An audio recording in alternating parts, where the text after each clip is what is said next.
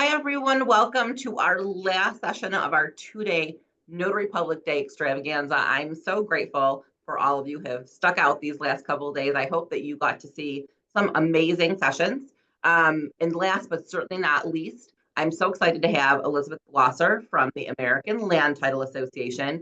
She is Chief Strategy, Communications, and Innovation Officer, like her slide says, who graciously decided to come on a Saturday afternoon and talk to us a little bit about deed fraud. Elizabeth, thank you so much for taking time out of your busy schedule to talk to us. I can't tell you how much I appreciate it. I am happy to be here, happy to do it, and happy to talk to everybody about a very important topic that's critical to our industry, sort of ever evolving. And we definitely recognize the important role that notaries play in combating fraud. So I will jump in here. Want to give you a little bit of overview of what we're going to be covering. I'm happy to take questions at the end. I think if there's clarifying questions as we go along, and you put those in the chat, Marcy will bring those to my attention so that we can answer questions that are helpful to the discussion as we go here. So real estate fraud, we're going to talk a little bit about trends, what we're seeing, the kind of most prevalent type of fraud we're seeing right now, which is seller impersonation fraud, and red flags related to that. Talk a little bit about reporting and law enforcement. I'm going to do a dive into some of the industry initiatives that we've undertaken as it relates to fraud, and then conclude with giving you a little bit of overview of the other types of real estate fraud that we're seeing that might not have as strong of a notary nexus, but I think are important for you to be aware of in terms of really just recognizing how criminals target real estate.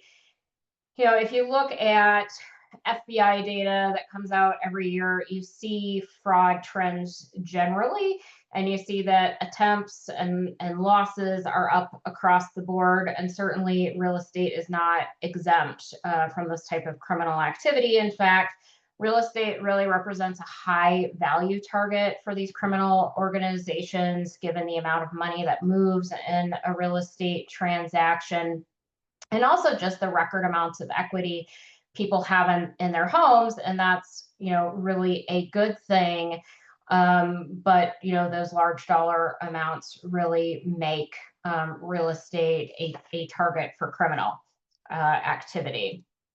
So we'll get right in and talk a little bit about real estate fraud. And I kind of want to do a little bit of a level set on the terminology we use, but first I want to kind of give you a picture of how we view this from the title industry space. So fraud is actually the fastest growing segment of title insurance claims that there are. In fact, claims related to fraud and forgery have more than doubled in the last several years. So that is a substantial increase. And fraud and forgery claims tend to be incredibly expensive. You can see from the chart here the average cost for a fraud and forgery claim as opposed to all sorts of other claims that might come in. And it's a very big dollar amount difference, with the average fraud and forgery claim being about $143,000 all in, with loss payments and expenses related to the claims, which can include defense costs in case something has to go to court, which can become incredibly expensive as it relates to some of these claims that we see. This data is from a claim study we released last year. We are going to be releasing another claim study specifically focused in on refinance transactions next week, actually. So a little preview for you is that the refi study is going to show similar data in that, you know, the biggest risks are fraud and forgery. And there's even a larger loss average claims dollar amount associated with those. So it's certainly something that we as an industry are taking seriously. Now, to talk about terminology, when I think of real estate fraud, that's kind of like the big umbrella. And there's a lot of things that fall under there, like wire transfer fraud, elder financial exploitation, and things like deed fraud. And deed fraud is also kind of a broad topic. So I think of real estate fraud, and then I think of deed fraud, and then there's quite a few different crimes that would fall under deed fraud. It's a pretty broad category. But generally what is happening is you have a criminal who's seeking financial gain through some sort of scheme that involves real estate. And generally it's also going to include the recording of fake, forged, fraudulent documents in the land records. One of the things to note about deed fraud just generally is oftentimes these crimes aren't caught right away. It can be months or even more before they're caught. And the longer it takes to catch these crimes, generally, the harder it is to resolve them, the more costly, the more harm that's done. So certainly it's something where the sooner you can learn about potential crime that has occurred, the easier it is to deal with the fallout related to that. So there's been a lot of attention on deed fraud over the course of the last few years, and there's been some really high-profile cases that people have read about in the news. And because I like music, I often think of the Graceland case, where you had somebody attempting to steal Graceland. And while that was unsuccessful, it did bring a lot of attention to deed fraud generally. And, as they say, whether it's Graceland or the house down the street or the very place you call home, you should be educated about, what's happening in this space. For many people, their home is their largest investment in something they, are keenly interested in protecting, and that we as an industry, and I know lawmakers and all of you as notaries are keen to help protect as well. So the type of crime we see most commonly these days in that category of deed fraud is what we call seller impersonation fraud. And it is just like the name suggests. You have a criminal who is impersonating a property owner in order to sell a piece of property and abscond with the cash. Criminals tend to target non-owner occupied properties for this type of crime. So oftentimes vacant lots, and you'll see stories about incidences of this, like the story highlighted here on the screen from the Washington Post. So a year and a half ago, we decided to do a survey related to seller impersonation fraud. It was a pretty new type of fraud at that point. We had been hearing about it anecdotally, had put together a work group at Alta to focus in on it, to create resources and materials to educate professionals and consumers. But we really wanted to get a sense of the prevalence of the crime, red flags, and be able to have actual data that we could point to and share with others as we looked at seller impersonation fraud. And so on this first slide, you'll see we really took a look at the prevalence of the type of crime. So as I mentioned, this study is a little over a year and a half old at this point, or right around a year and a half old. We are looking at doing the study again next year, so we'll have refreshed results and maybe can share those with you at that time. Certainly, you can always find updates on the Alta website as well as it relates to our data and research. But at that time, just looking at the year of 2023, 28% of title agents had seen at least one attempt at seller impersonation fraud. Some had seen multiple attempts, some had seen many attempts, but 28% had seen at least one attempt of seller impersonation fraud during 2023. Not all of those attempts were successful. In fact, thanks to the good work of title companies and notaries, generally speaking, most of these crimes are being caught before harm can be done to consumers. But of note, 16% of those companies that experienced an attempt did pay out a claim related to seller impersonation fraud.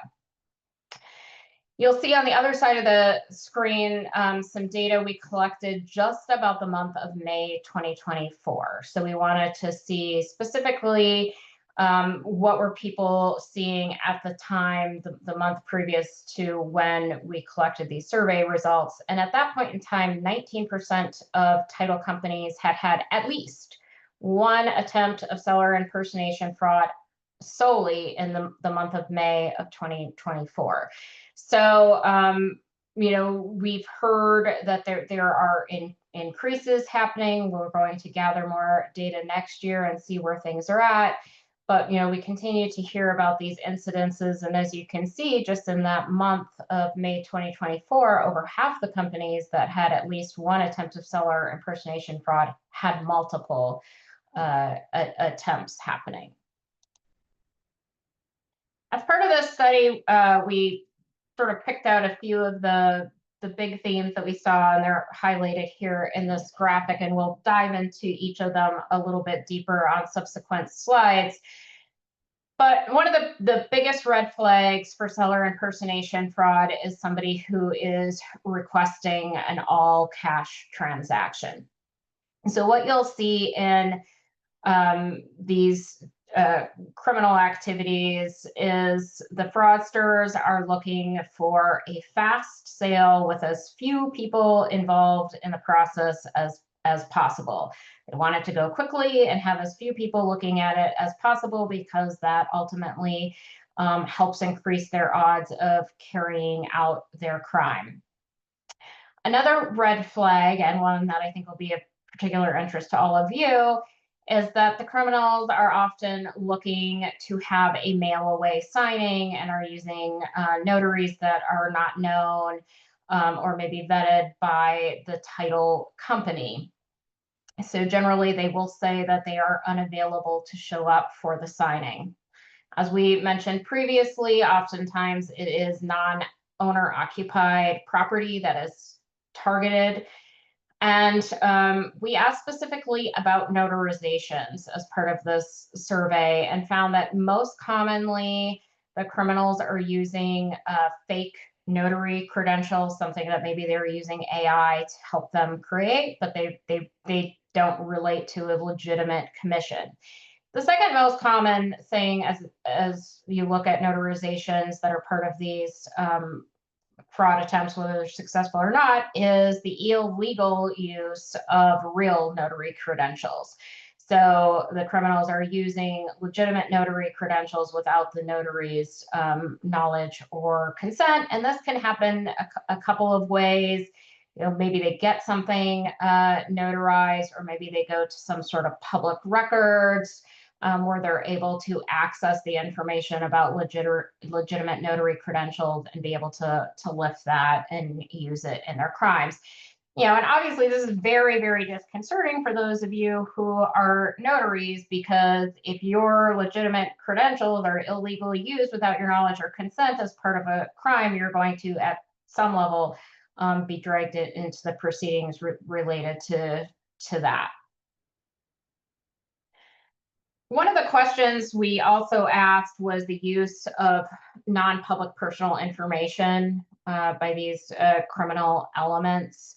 I have to give credit to one of our members. As I mentioned, we had this work group focused on this issue, and we had a member who was very involved early on from Arizona, where there's obviously a lot of non-owner occupied properties that are maybe just used seasonally. And he had seen in his operations quite a bit of seller impersonation fraud, and he was curious about how often criminals were using legitimate non-public information about the true property owners. And as you can see here, it was with some regularity. Over 50% of the time they were using the legitimate property owner's birth date.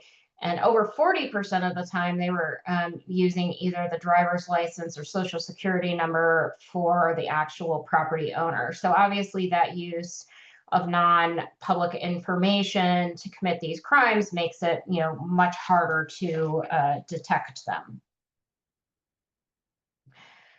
We already talked a little bit about property that's being targeted and how they identify property to target, but I think it's interesting to see this graph and the fact that most commonly the criminals are targeting vacant land, but also vacation homes, rental property, agricultural land, commercial property. Basically any type of property where you don't have the owner on site to notice things like a for sale sign or people coming by to see the property.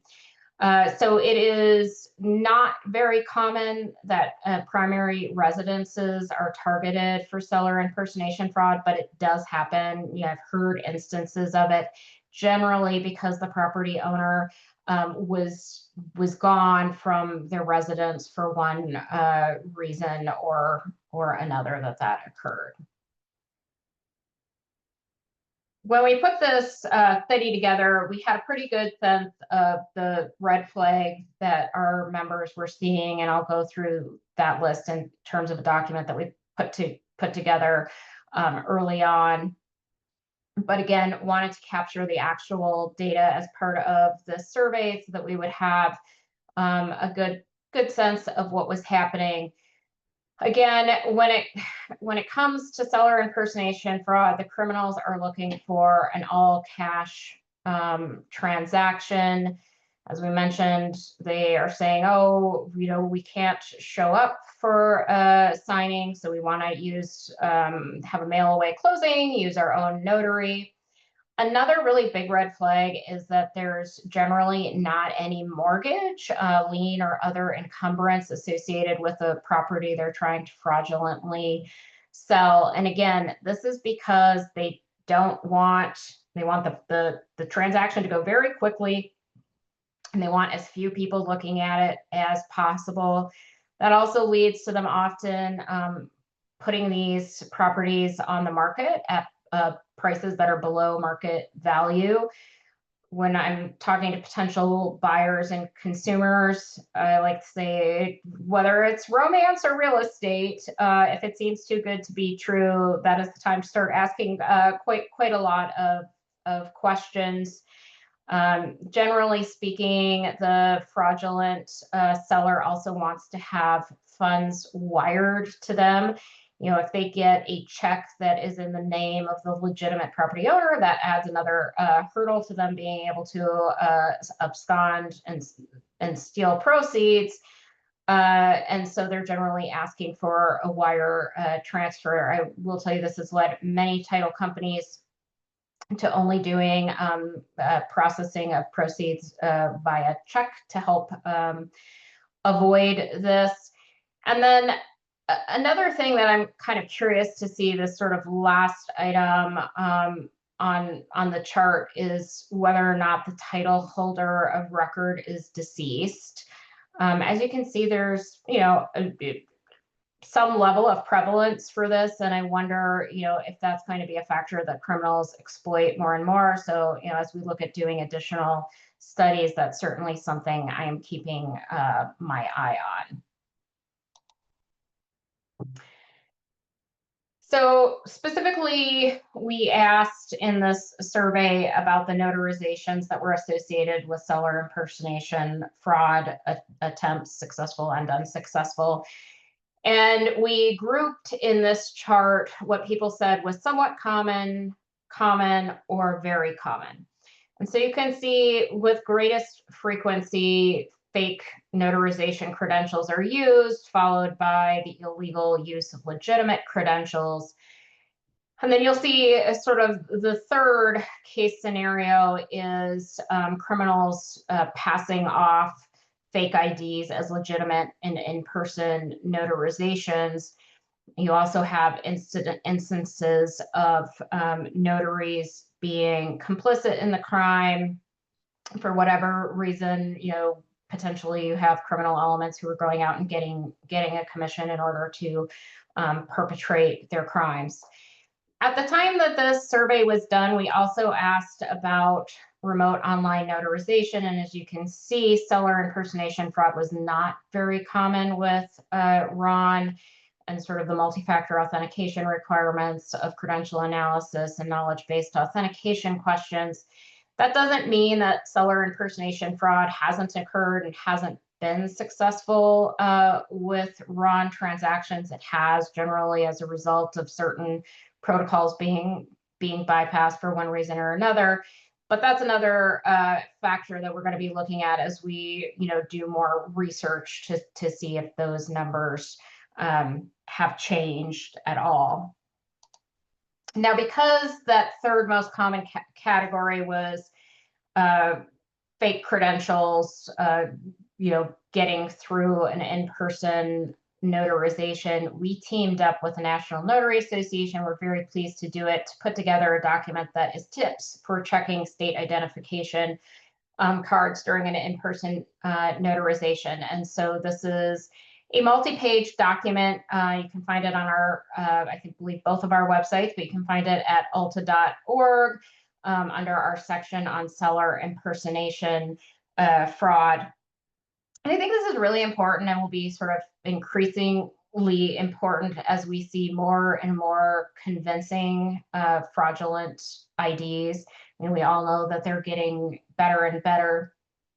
When you think about how technology is changing and the prevalence of the use of AI, it really allows criminals to have more speed, more sophistication, and greater scale. So they're, able to operate more quickly. It's more convincing. I think this is the biggest thing when you think about sophistication. 5 or 10 years ago, if I got a fraudulent phishing email or a spam text, it was pretty easy to identify it, maybe because of the verbiage that was used or the email address that it is coming through. There was kind of a lack of sophistication. And now with the use of AI, you have much greater sophistication, and it is just more and more difficult to determine what is fraudulent and what is legitimate. And then the scale piece is also, a really big factor, because these criminals, okay, got to put it, they have the ability to have many more, lines in the water, and sort of the more scale that they have, then whatever the percentage of crime they have that's successful, they're able to increase that volume. So I really think, emerging tech allows criminals to have greater speed, sophistication, and scale. And, those are things that we need to think about. So just to kind of round out this section, this particular graphic was taken from the document that we did early on for practitioners, whether they're realtors, notaries, title professionals, about red flags to watch for seller impersonation fraud. These were things that we were seeing really early on, and that as you just saw, came across in the data. But we kind of grouped the red flags in terms of red flags related to the property and red flags related to the seller. And so, red flags related to the property, again, non-owner occupied property that has no outstanding liens or mortgages, is for sale under fair market value. And then this was a piece that title companies used, and I believe still are using, really looking at whether or not the property address is the same as the alleged owner's address or the tax address on file, or if there's a mismatch related to that. And then as it relates to the purported seller, again, they're looking for that quick sale. Generally 3 weeks is what they're looking for, wanting a cash buyer. They'll often say, hey, we can't show up to a signing. I will say that's not always the case.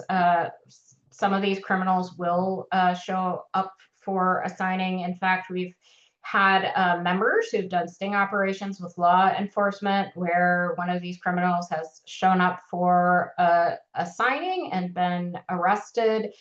So it's not always the case that they don't show up, but generally speaking, that is a red flag where they claim to be unavailable and want to use their own notary. They're very difficult to get via any means other than text or email. And potentially, if you've reached out and asked them to go through multi-factor authentication, they either have refused to do that or have not passed multi-factor authentication. So that's a little bit about the data, the trends that we're seeing. I want to touch base really quickly on reporting and law enforcement. To me, this is really one of the most important sections of this presentation because reporting is so very, very important. And not just reporting successful attempts or when there is a loss, but reporting all attempts and making sure that that data is being collected by law enforcement. There is a big stigma around reporting these crimes, and we certainly want to do everything that we can to reduce that stigma. Anybody can be a victim of these crimes, just as we spoke about in terms of sophistication. It's really hard to tell sometimes, and and anybody can be a victim. So we want to make sure that we're taking the stigma out of that so that people are doing more reporting. We encourage our members to report to the FBI via the ic3.gov reporting portal. We, of course, want them to alert local law enforcement. We also encourage them to reach out to their state attorneys general. There are some states where the Attorney General has staff dedicated to this. Arizona is one of those states, and we've certainly held out the work that General Mays's office is doing on deed fraud as an example for other states to follow. So they're a great resource as well that you should keep in mind when you're reporting. There are a couple of big reasons to make sure that you're reporting and you're reporting all attempts. The first is we want to be able to track the crimes to know the prevalence, because when we know that data, it better helps us ensure that there are the resources necessary for law enforcement to combat these crimes, which have, frankly, very devastating effect for consumers when it comes to fraud and financial losses. Knowledge of that data can also help shape public policy that can really help consumers. It's also a great education tool. If you look at these stats on the screen from the FBI, over a 5-year period, just on real estate related crimes, there was $1.3 billion lost.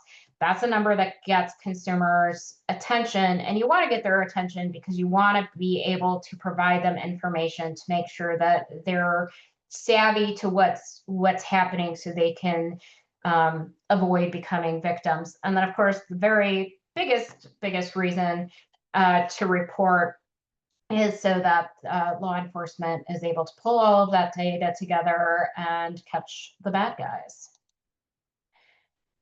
So this next section is really covering for you a lot of the industry initiatives that we've undertaken over the course of the last few years as it relates to deed fraud and seller impersonation fraud. And of particular interest to all of you is going to be updates that we've recently made to best practices, which I'll get to. First, I want to talk about just our education initiatives. I always say a educated consumer is our best defense against these criminal elements, and I really think that that's true. Helping people understand the risks that are out there, and even educating around the tools that they can use. Simple things like making sure your email has multi-factor authentication on it can be incredibly helpful in avoiding becoming a victim. So we have specifically on seller impersonation fraud, a lot of education resources at alta.org. You go under business operations and you'll see a whole page on seller impersonation fraud.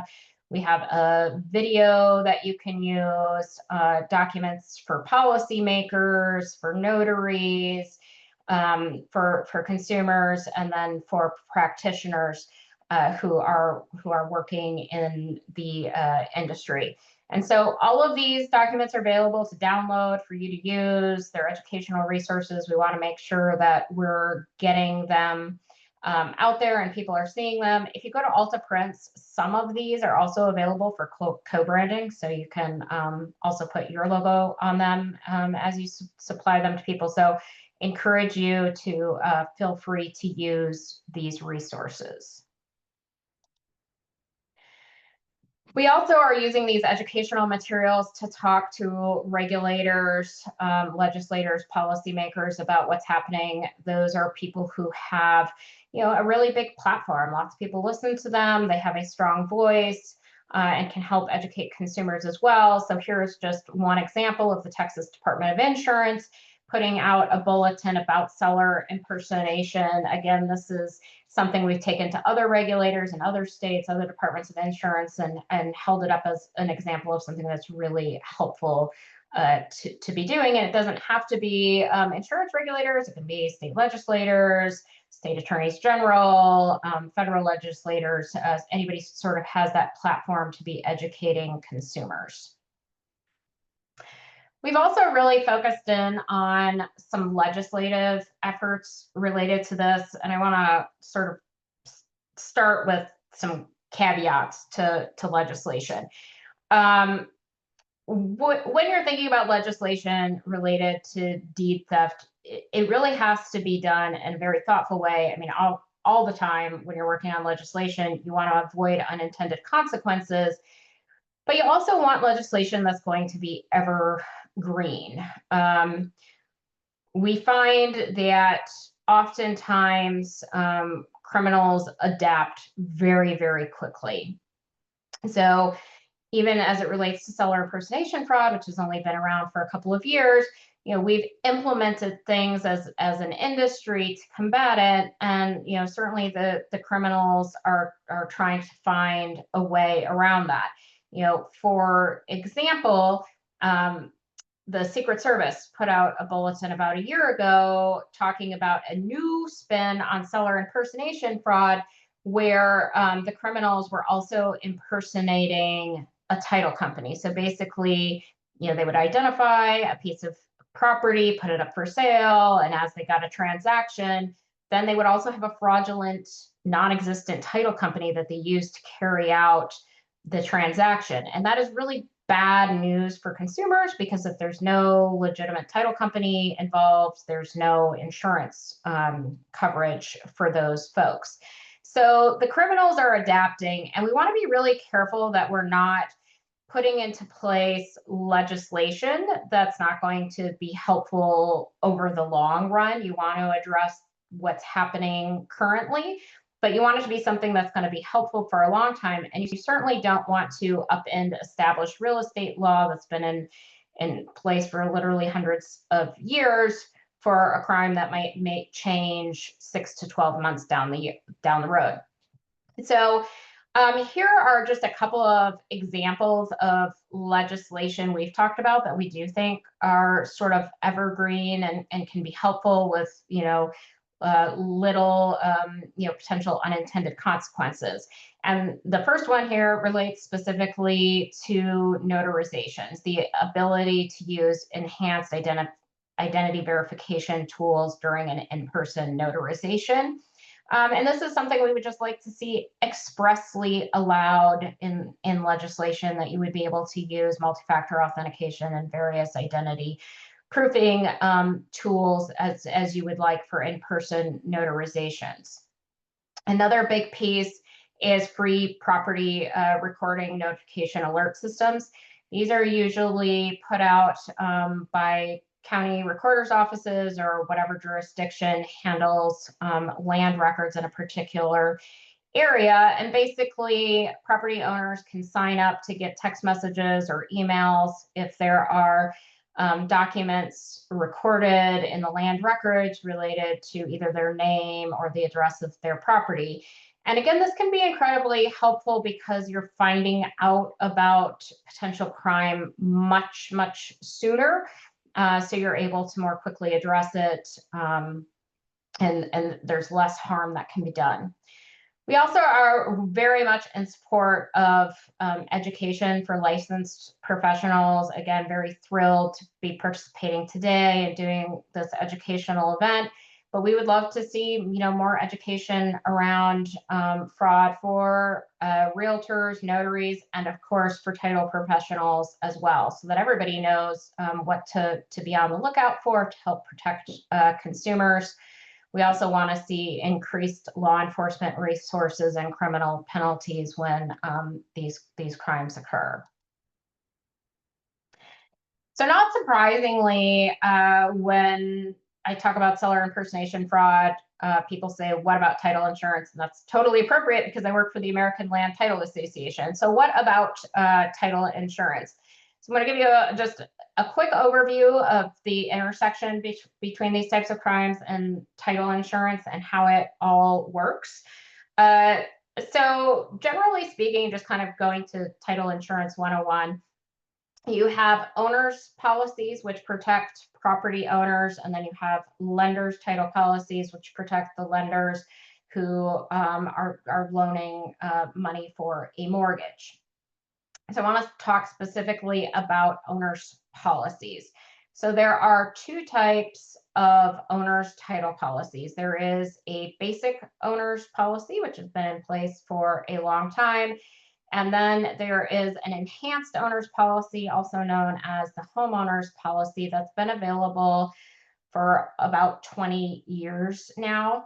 So around 20 years ago, the industry got together and developed this new policy because traditionally speaking, title insurance protects you from things that have happened in the past, right? So old liens or encumbrances, unknown heirs that might come forward, any sort of, fraud or forgery that's, potentially taking place as part of a transaction.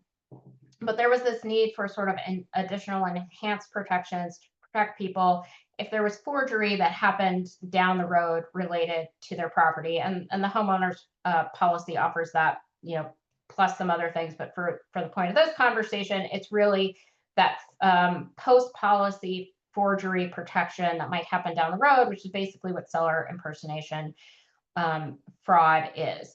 So if you think about an instance of seller impersonation fraud, there are two victims to this crime. The first victim is the unsuspecting buyer who buys the property, and the second victim is the legitimate property owner who knew nothing about the transaction. So whether you have a basic owner's title policy or the enhanced homeowner's policy, if you are the unsuspecting buyer, you are protected under either of those policies. But specifically, in terms of being the legitimate property owner, you are protected if you have that enhanced coverage of the homeowner's policy. And, I always like to remind people, a forged deed does not convey title, but that doesn't mean that there's not going to be legal costs associated with somebody attempting to, fraudulently sell property that you own. And so title insurance comes with a duty to defend.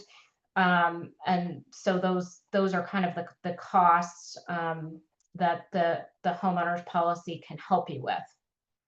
Now, the homeowner's policy is available pretty much everywhere. There are only 4 states where it's not available, and that is because regulators in those states have not approved it for use.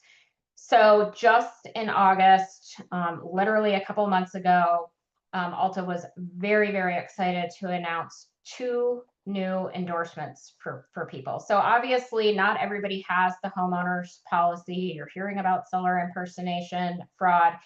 So there is a new endorsement that is currently being approved by state regulators to use around the country. that if you have the basic owner's policy and you want to add the endorsement, it will cover you for forged documents that get recorded against your property in the future.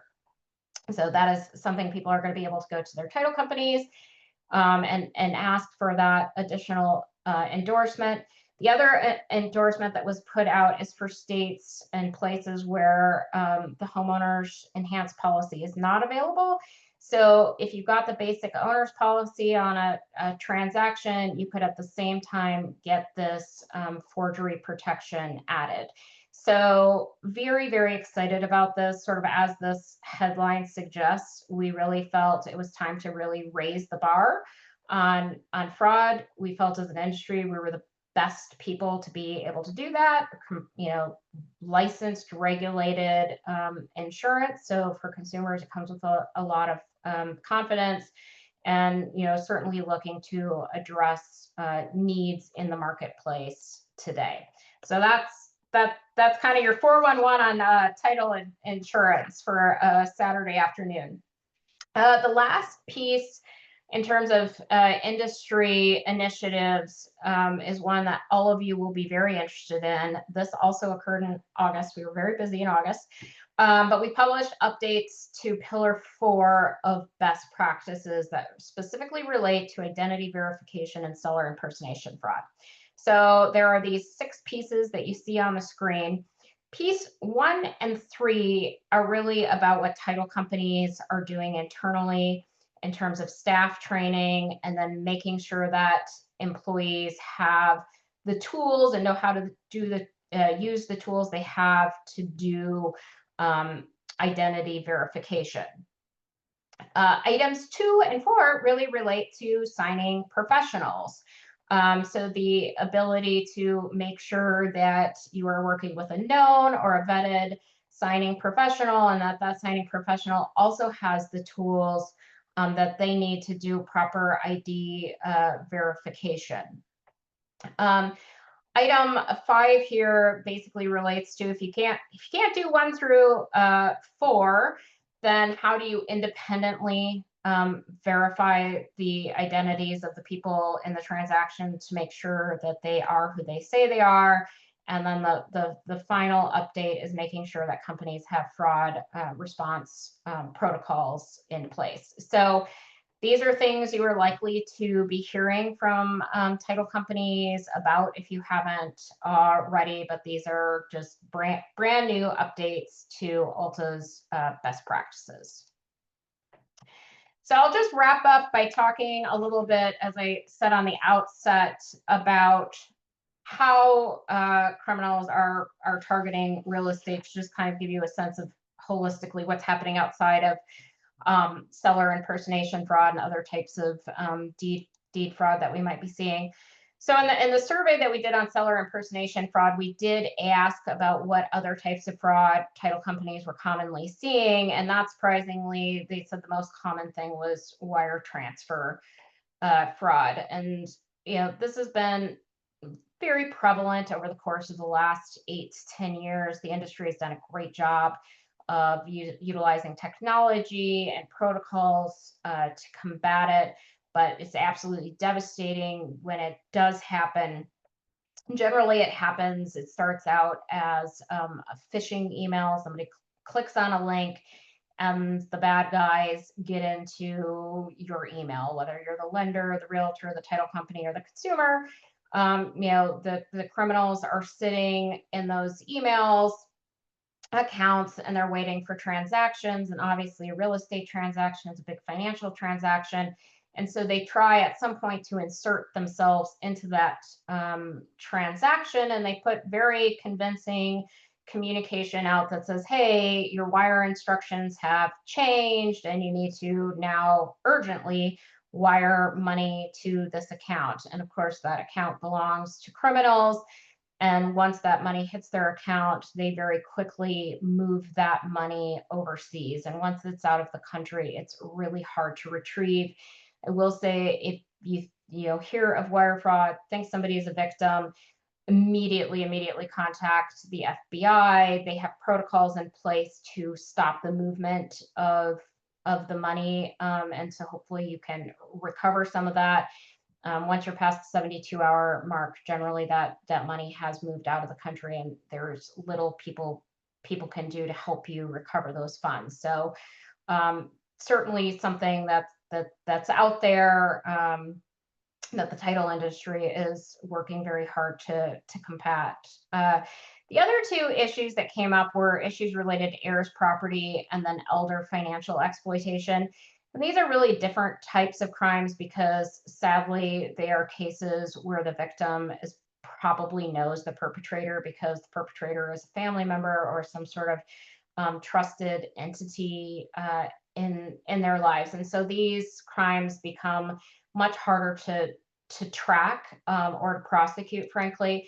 We did have the opportunity in the past year to put out a document with AARP and a few other groups about elder real estate fraud and financial exploitation because we know it is on the rise and we want to bring attention to it, talk about policy that could be helpful, and then again, really encourage people to report to local law enforcement, to the FBI, to Adult Protective Services.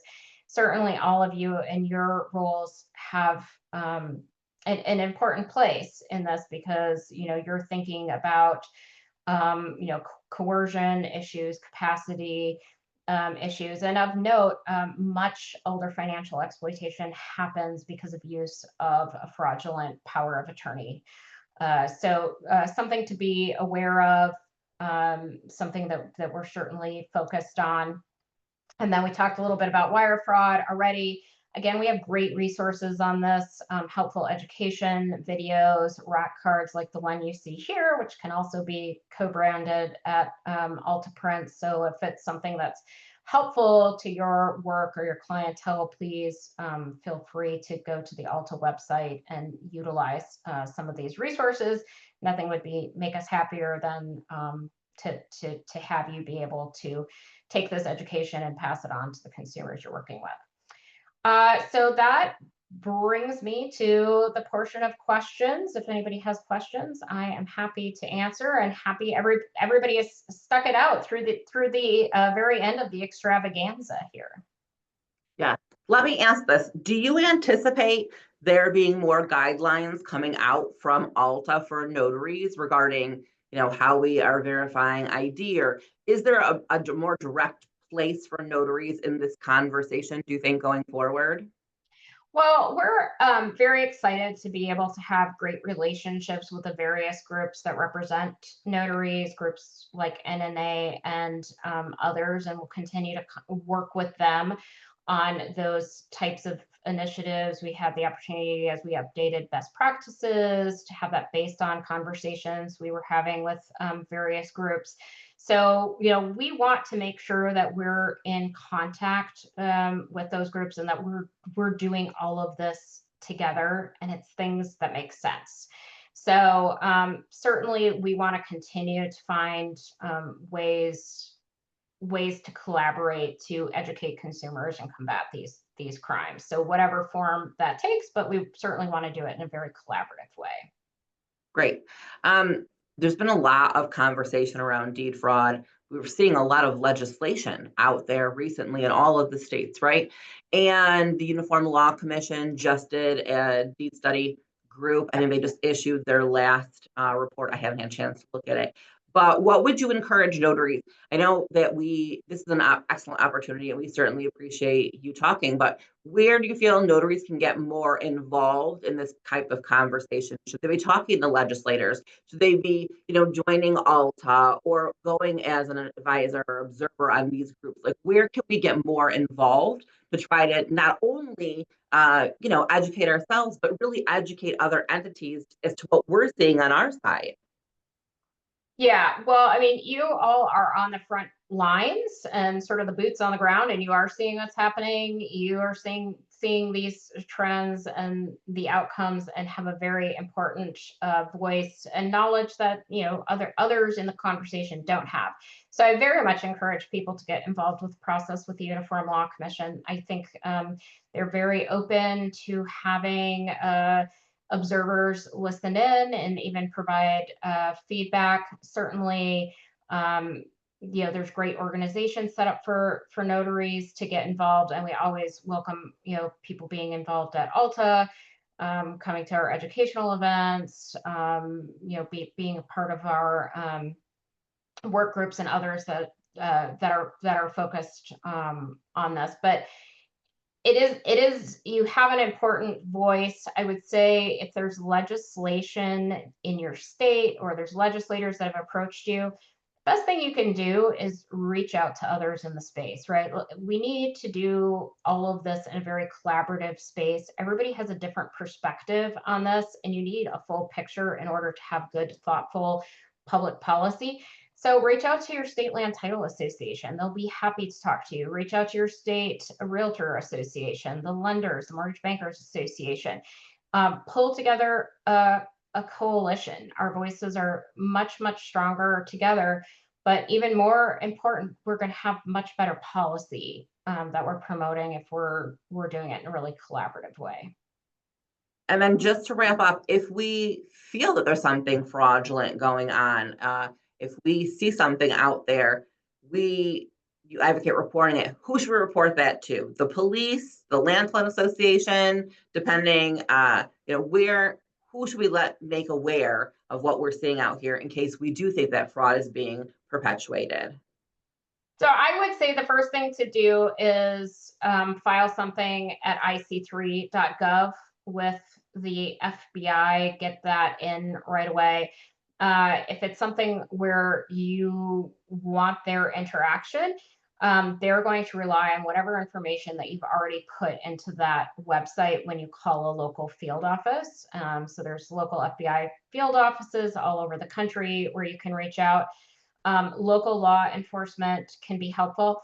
And then reach out to your state attorney general, because they might have a person who's dedicated to this, who could be really helpful to you and sort of act as somebody who can help convey information, between various groups and help with law enforcement. So they would be a good group to just reach out and find out, hey, do you have somebody who's focused on this? We're thinking about it. Like, if we have instances, who do we talk to? You can do the same with the FBI. You can look up where your local regional FBI office is and call and just say, hey, I am a notary public. I'm concerned about fraud. If I see something, who do I contact? And have that contact person's name. They're going to tell you, put everything in IC3 so it's accessible electronically to them, and then call. But have those relationships before you need them. And I think that those law enforcement professionals are often very happy to hear from you and to establish those relationships. I would say I didn't mention it already, but certainly county recorders are central to all of this as well. Oftentimes they're working with county attorneys, DAs, and others, so they should also be part of any sort of coalition and a group that you're also in contact with. Thank you so much. This was an amazing way to end our extravaganza. Such good information. Really, again, talks about how important our role is as notaries out here, right? We are the first defense in the line against fraud. And so this is a good reminder to everyone who took time out of their Saturday. Thank you so much, that we have, important work to do out here. Elizabeth, thank you so much for taking time out of your Saturday. I'm so appreciative to everyone who joined us. Thank you all.